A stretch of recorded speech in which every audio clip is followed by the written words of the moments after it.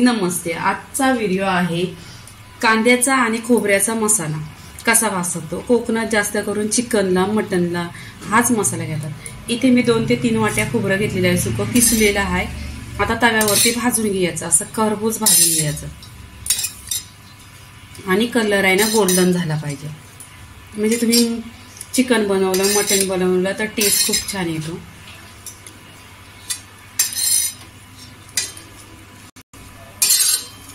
आणि स्लो गॅसवर भाजून घ्यायचा, नाही तर खोबरं आहे ना लवकर जलतो आणि भाजतो पण.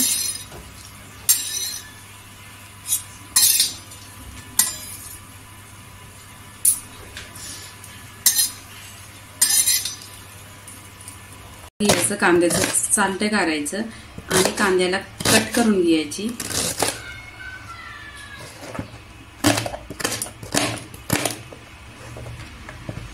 छोटा कांदा घ्या, मोठा कांदा घ्या.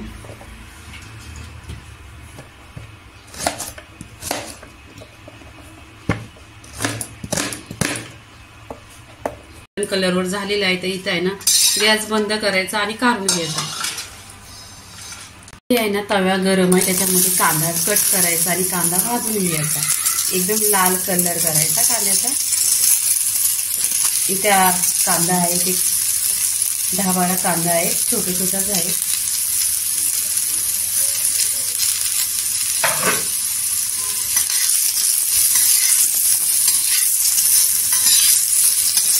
आणि नेहमी गॅस स्लो करायचा. स्लो गॅसवर कसं लवकर जलत नाही, कालपाटत नाही.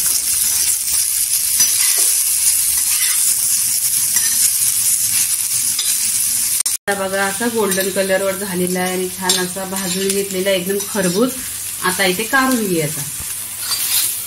इथे पूर्णपणे काढून घेतलेला आहे. त्या भांड्यामध्ये आहे ना मसाला टाकून घ्यायचा कांद्या खोबऱ्याचा आणि मिक्सरला पिसायचा. तुम्हाला जसा पाहिजे एकदम बारीक पिसायचा. आणि पिसताना ना मिक्सर थांबवून पेस्ट करायची.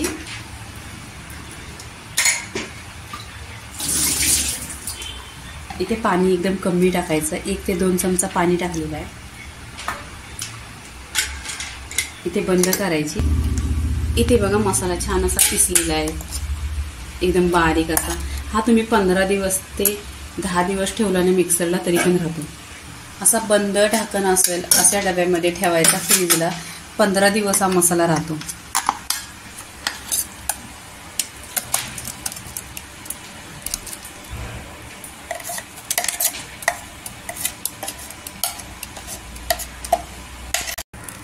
आता इथे पूर्णपणे मसाला पिसलेला आहे.